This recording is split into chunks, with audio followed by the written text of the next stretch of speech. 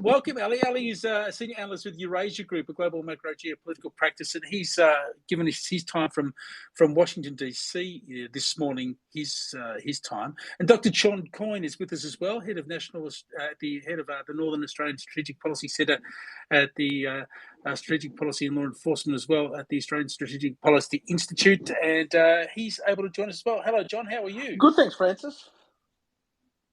Thank you both. I'm going to start with you, Ali, and just ask you, 5 years between Congresses for the Chinese Communist Party. Take us on a bit of a journey here. What has changed dramatically in that time within the context of the Chinese Communist Party? Because from the outside looking in, it seems to have been a monumental few days, which has changed the course of the country's direction very profoundly. Well, first, thank you so much for having me on your program, on your podcast. It's really an honor and a privilege to be with you.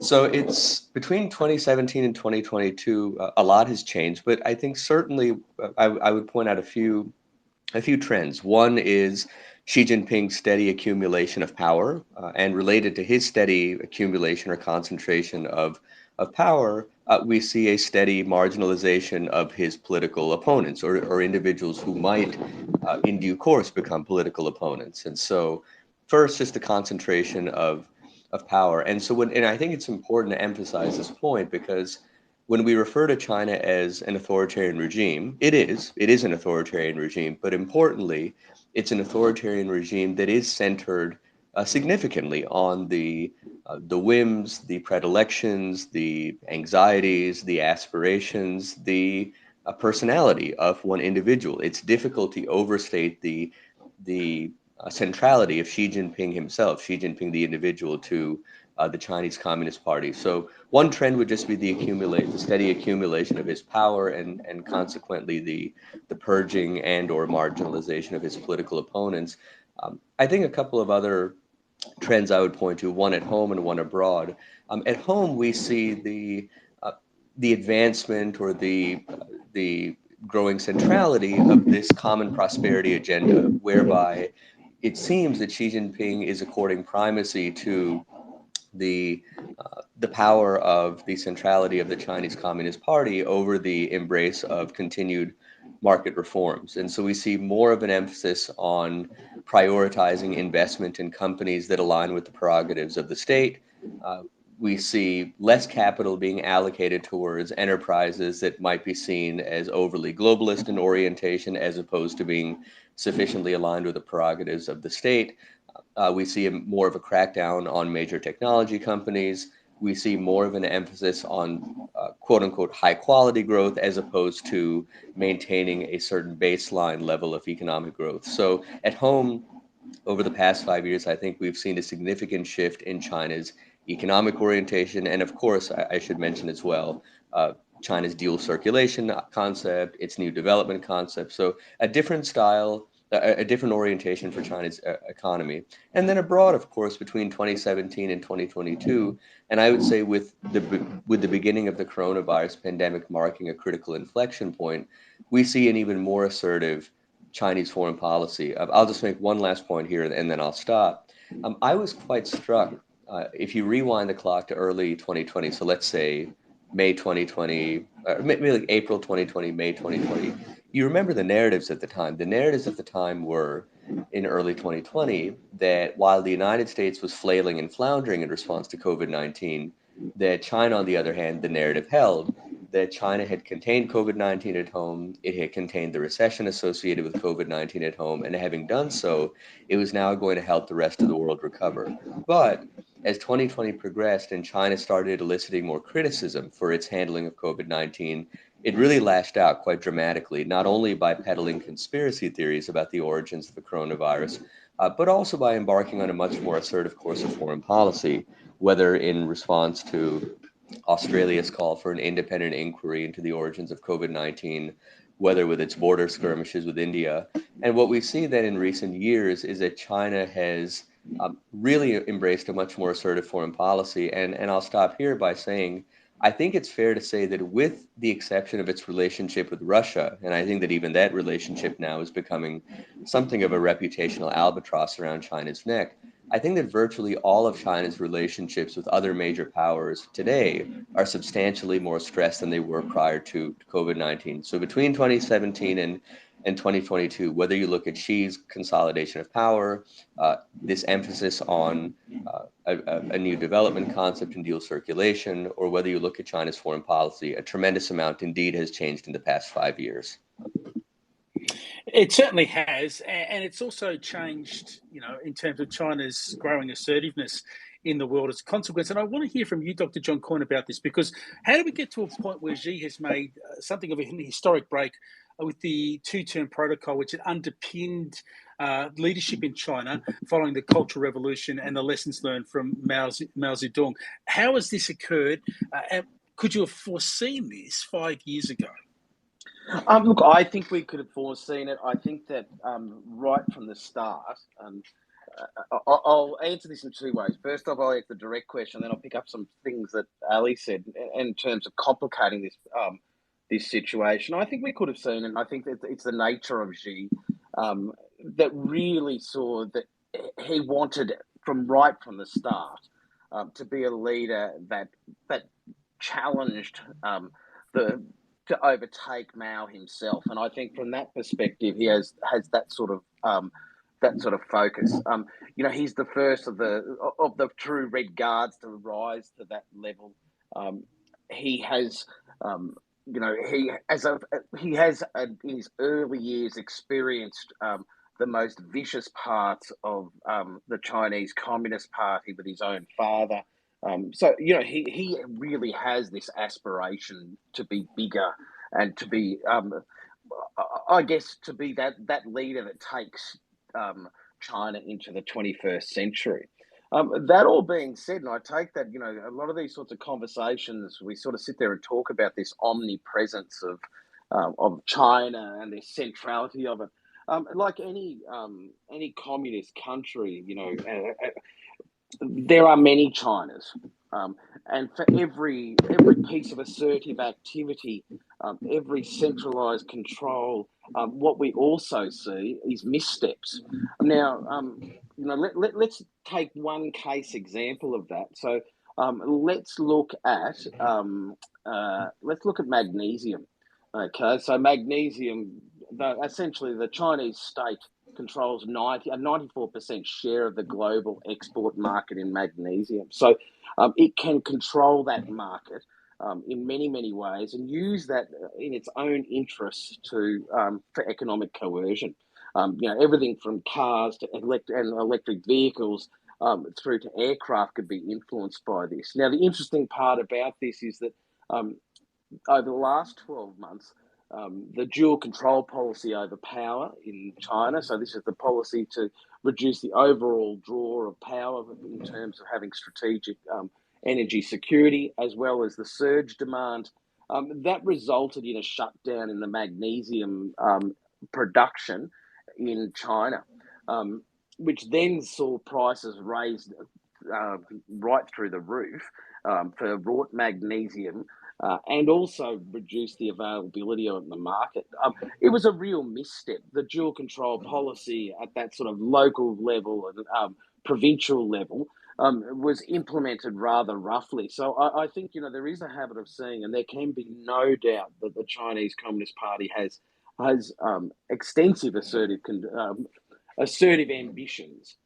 It uses a range of assertive diplomacy and economic diplomacy, but at the same time, because of its pure bulk and size of that bureaucracy, it missteps at various stages. And, it also makes those mistakes. We can all see that there's been a slight change to that wolf warrior diplomacy, and it was seen, whilst it was very popular, or I suspect many diplomats thought, Chinese diplomats thought it was popular with Xi. It's certainly changed now. But look, I think from all aspirations here, we really could have predicted this some time ago. It's such a contrast. So you look at the very crafted, stage-managed, resolute, calm certainty that was the Congress itself, relative to the Liberal Democratic chaos in the UK, or the growing menace of the midterms in the United States and what's going on there. That contrast plays really well for Xi, doesn't it, Ali? It's one of those things. It's very, very stark. It is stark, but I do want to underscore a point that John just made, which I think is a critically important point. And I think that sometimes when we look at how when we look at how carefully scripted, how carefully staged these party congresses are, when we look at China's articulation of its various 5-year plans, I think that there is sometimes we lean perhaps a bit too far in overstating China's strategic acumen, its competitive potential, and I think consequently understating its potential for making quite significant competitive missteps. And just to offer some examples, I think the Belt and Road Initiative offers a compelling example. So it was debuted in 2013, so about a decade ago. So debuted to great fanfare. Xi Jinping, he, he I think this was in 2017. He dubbed the Belt and Road Initiative a project of the century. He really made it sort of one of China's flagship projects, and really invested his imprimatur. He conferred upon it his imprimatur, invested his political capital. But the Belt and Road Initiative, for various reasons now, its financial woes are mounting, the geopolitical pushback that it's engendering is growing, and its financial woes and the geopolitical pushback that it was eliciting, those were growing even prior to the onset of the coronavirus pandemic, but they've grown since the beginning of COVID-19, because many of the participating countries in the Belt and Road Initiative that were already at risk of that already were posing high credit risk, they now pose even higher credit risks as a result of COVID-19, the externalities now associated with Russia's invasion of Ukraine. And so now China is trying to recalibrate the Belt and Road Initiative. And it turns out, if you look at prominent political economists such as Yuan Ong of the University of Michigan, she makes a very compelling case that when Belt and Road was rolled out, it was rolled out quite hastily in a quite ham-handed fashion, and it really wasn't it wasn't well executed. And I think that we see more and more evidence that if you look at whether it's the rollout of the Belt and Road Initiative, whether you look at the way in which China has handled its relationships with a range of advanced industrial democracies, that China, whatever you might think of its time horizons, however strategic you might think it to be, it does make mistakes. It's not to say that China isn't ambitious. It's not to say that China isn't making significant investments in frontier technologies. It's not to say that that Xi Jinping hasn't been strategic in consolidating his political control. But I do want to underscore John's point that China does make strategic mistakes at home and abroad, and it's for that reason. I mean, interestingly, I think whether you look at U.S. policy towards China, or whether you look at the policies of advanced industrial democracies towards China more broadly, I don't know that I would go so far as to say that China could have avoided all of the counterbalancing that it has engendered in recent years, but I do think that it could have preempted some of that counterbalancing had it comported itself with greater temperance after the onset of the coronavirus pandemic. So just to underscore John's point, that whether you look at the rollout of some of its initiatives at home, whether you look at its geoeconomic statecraft abroad, whether you look at its foreign policy more broadly, I think that while China would like to cultivate the impression that it sees decades into the future, it possesses this unrivaled strategic acumen, I think that we see that China, it's not immune from the challenges of bureaucratic politics, and it does make mistakes. Yeah, Ali, I'm just going to ask you to mute your microphone Sure. in between questions, Yes. so that we get a clear answer from John. I'm really interested in to know this, John, because it's so stage managed that any moment of drama is global news, and there was no bigger moment of drama than seeing Hu Jintao, one of Xi's predecessors, being led away from the Presidium, either looking disoriented or against his will, and we still don't quite know what was the driving force behind this. But what's your read on what was going on there? Was that a very public and deliberate political act? And what does it tell the rest of the world about what Xi's intentions are? Look, you know what? I'd say this to you. My viewpoint is that events like this are so incredibly well stage managed. Everything is done for a purpose. That said, often in terms of not so much for the internal audience, but often in terms for the global audience. It's just like many of the assertive trade sanctions that have been applied to Australia as economic punishments. One of the favourite things for the Chinese Communist Party is so that you're always wondering whether something was done on purpose, whether you're being punished, and there's a sort of a question mark over the top of everything. So I guess from my perspective, I would say to you, it was most definitely clearly stage managed, and whatever occurred there was very deliberate. That said, it was also meant, as it's done, which is it's taken all of the attention away from the fact that, you know, the whole event was a complete victory for Xi Jinping's faction. He had essentially has much, and I think to negative impacts. He's put the army in dominating the CMC once more. So I guess, it's been, whatever the reason for it, it was incredibly successful from drawing the global attention away from many other things that occurred.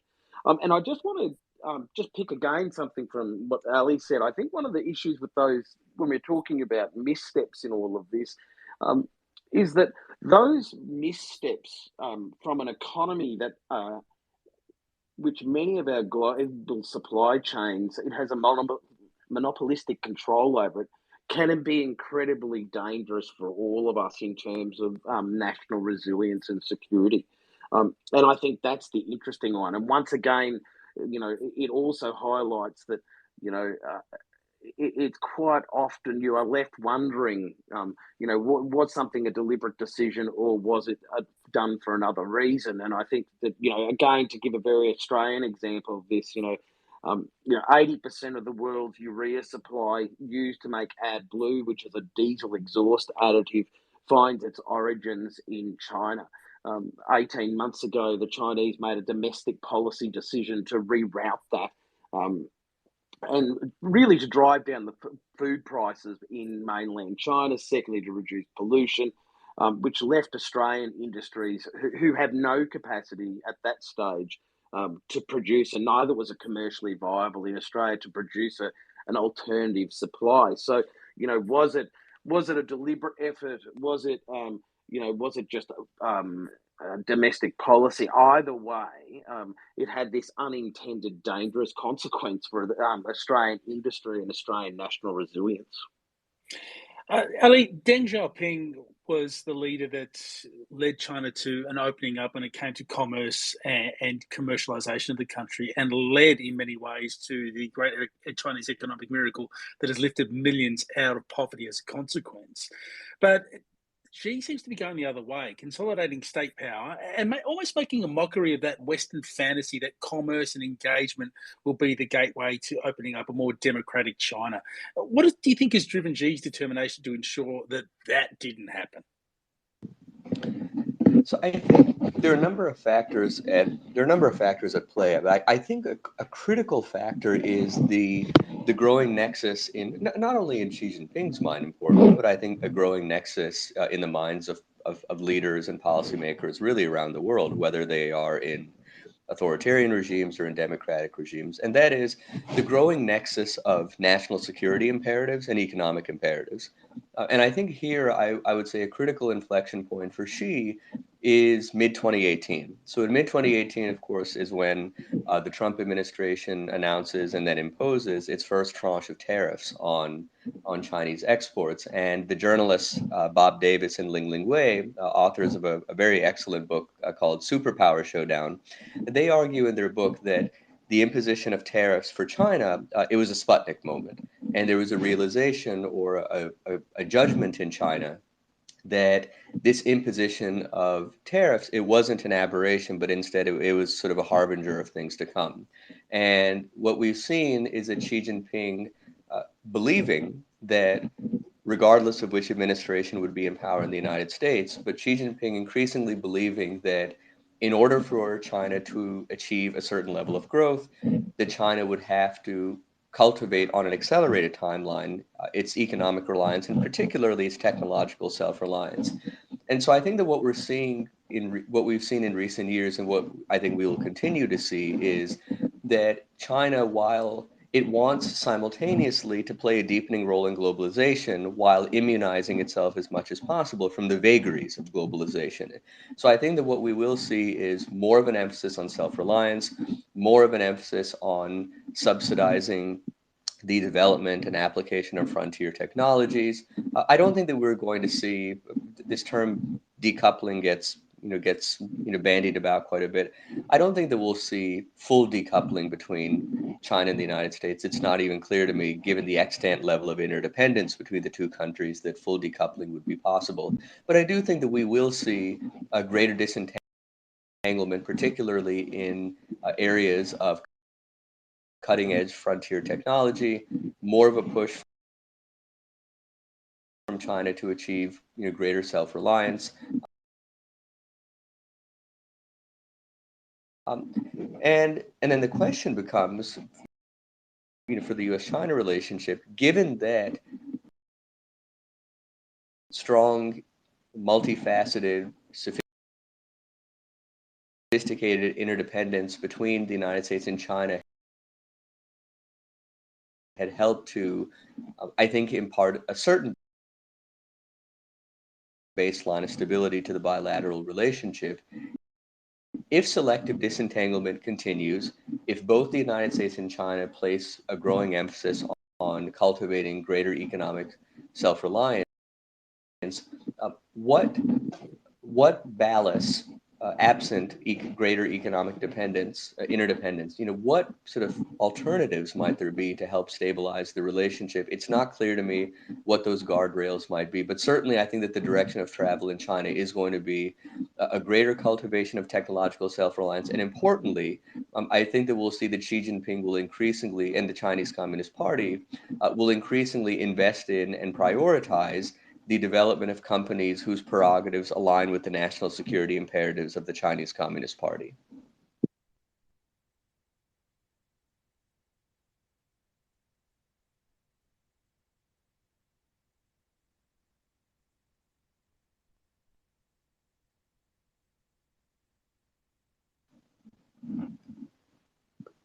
Francis, did we lose you? I think you're still on mute. Yeah, sorry. Thank you, Alan, for telling me that.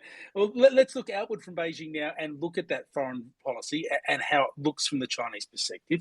And Xi did say this week that China faced, quote, infiltration, sabotage, subversion, and separatist activities by hostile forces, end quote.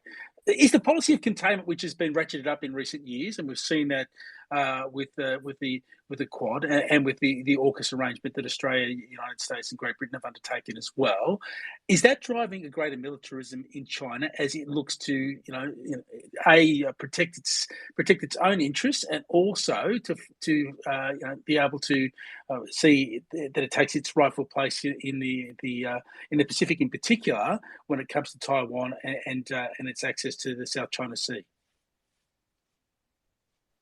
I'll go to John with that one. Yeah, sorry, Francis, I missed the first part of that question. I apologise for that, but I got the general gist of it. But look, I think, I've never quite, well, some people are really comfortable with using the word containment. I'm not necessarily sure that that's a particularly helpful word in the sense of driving and egging on further militarization in the Indo-Pacific. But look, separate from that, I think that quite simply put, which is that we're going to see a broad expansion and that continuing a process, and I quite often hear it around strategist circles of, the boiling frog and etc. But, what we'll see is that continual pressure increasing. I can't see it going away anywhere soon. I think the modernisation is a clear message in regards to Taiwan. But certainly, I think that the events in Ukraine over this last year and 12 months may have put a little bit of a dent in the ambitions of China of what can be achieved in terms of modern militarization. And secondly, in regards to mass in its own right, in terms of conflict. Notwithstanding, I guess I can see that. I can see that there's how's the best way to put it? I can see that there's going to be a continual push because it has internal impact, that military modernisation as well. So it sends a very powerful message to China itself and the Chinese people about the importance and the power of the Chinese Communist Party, of the CMC, and its hold on power. Ali, when we look to Taiwan, though, which is the flashpoint, which is the crossroads of all this, US Secretary of State Anthony Blinken said last week, ahead of the Congress, that China was, quote, on a much faster timeline than expected when it came to its desire for unification with Taiwan. So that, if that's from the US Secretary of State expecting this to accelerate, in your mind, what does that timeline look like now? So I always hesitate to to speculate on these timelines. So we've and there are different dates that have been bandied about. So Xi Jinping himself at the 19th Party Congress in 2017, he said that what he called, quote, complete national reunification. He said it was an inevitable requirement for the great rejuvenation of the Chinese nation, seeming to suggest that the timeline for reunification, it had to be completed by 2049. So some observers refer to 2049. But in terms of the debate, the timelines or the dates that have been bandied about more recently, the then head of U.S. Indo-Pacific Command last March, in March 2021, he delivered testimony in which he suggested that China might be contemplating a move on Taiwan as early as 2027. More recently, earlier this month, we had the U.S. Chief of Naval Operations suggesting that we might have to be prepared for a Chinese move on Taiwan as early as this year or next year. So I think that they're clear. I mean, cross-strait risks are just to begin with, I think a self-evident proposition. Cross-strait risks are certainly increasing. And I think in part, cross-strait risks are increasing less because of military or changes in the military balance of power in Asia, and more because of sort of hardening positions domestically. If you look at the United States, in the United States, there on a bipartisan basis, there's growing support for strengthening relations between Washington and Taiwan. The United States is increasingly convinced that China is and is observing that China is intensifying its multifaceted pressure campaign against Taiwan. We obviously see with the new Politburo Standing Committee that it comprises Xi as well as 6 loyalists to Xi Jinping. So it appears that China's domestic politics vis-a-vis Taiwan are going to harden. And China believes that the United States de facto, China believes, has dispensed with strategic ambiguity in favor of strategic clarity. And then as for Taiwan itself, I think the President Tsai Ing-wen has been very disciplined in simultaneously strengthening Taiwan's defenses, strengthening Taiwan's economy and diplomacy, while making clear that she doesn't support formal independence. She's taken care not to breach China's red lines. But we don't know who President Tsai's successor is going to be in 2024. So I think that the domestic politics in the United States, China, and Taiwan are increasing cross-strait risk. But I do want to underscore a point that I don't want to put words in John's mouth, but if I think I understand where John was going, I do want to underscore that regardless of increasing cross-strait risk, I think it's important to make a few points. Number one, war is not inevitable, and I do worry that the tenor of the conversation seems to be shifting from asking how can the United States and China avoid war over Taiwan to asking instead how will the United States and China respond when war inevitably breaks out. I think the growing conviction of war's inevitability concerns me. So one, let's remind ourselves that war is not inevitable. And I think that, and I'm glad that John brought up the point of Russia's invasion of Ukraine and its consequences for China. I do think that if you're Xi Jinping, if you see the difficulties that Russia has had in invading a territorially contiguous neighbor, you have to appreciate that the military difficulties of staging an amphibious landing are orders of magnitude more complicated, number one. Number two, the People's Liberation Army hasn't been tested in major combat in a serious way since 1979. And the third and last point that I would make is that I think that China recognizes that it would have to achieve a far higher degree of economic and technological self-sufficiency before it could contemplate aggression against Taiwan in a serious way. So those are a number of complications for Xi Jinping. And I do take the point that Andrew Nathan, Min Chin-pei, and others have made that if China were to invade Taiwan, I think that step would potentially spell the end of the China dream, however Xi Jinping conceptualizes it. And so I hope that we can all, in terms of our discourse, resist the notion that war is inevitable, think of ways in which we can not only support Taiwan in resisting Chinese coercion, but I hope that we can also prevail upon Xi Jinping and say, look, do you want to be remembered as the leader who helped China restore a certain degree of centrality in world affairs, or do you want to be remembered as the leader who engaged in aggression against Taiwan and therefore destroyed the China dream? I think that we should put that thought in his head. It's a very good point, Ali, but I do want to, be provocative here, John, and say we've seen with Putin after his 20 years in power that in the end, the grand vision of a legacy and of the rhetoric that you've sort of built the cult of personality around, and that is that Ukraine is part of Russia and always shall be and always will be, in a sense, forces you to act. So if Xi has continued to insist, as he has very stridently, that Taiwan must come home to Beijing, are we not in a situation, particularly as he is the now paramount leader, seemingly for life, that we're on that road? We're on a very similar road, and where the rational acting, where the cost and benefit analysis of the cost of trying to take Taiwan relative to the economic and long-term strategic damage that it will do to your country gets lost in the passion and politics of a grander vision.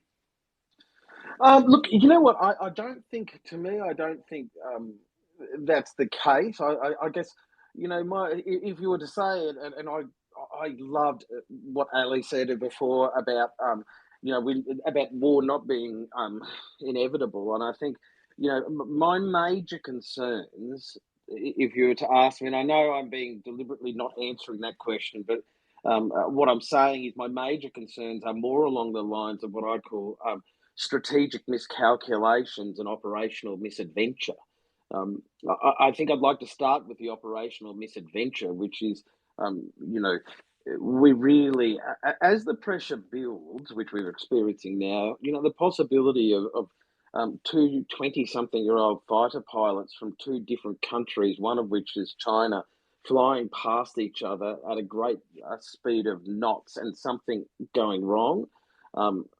Or alternatively, the same scenario, but including warships in the South China Sea, that becomes a real possibility. The second thing, which is my bigger concern, is that is unintentional conflict as a result of strategic miscalculation.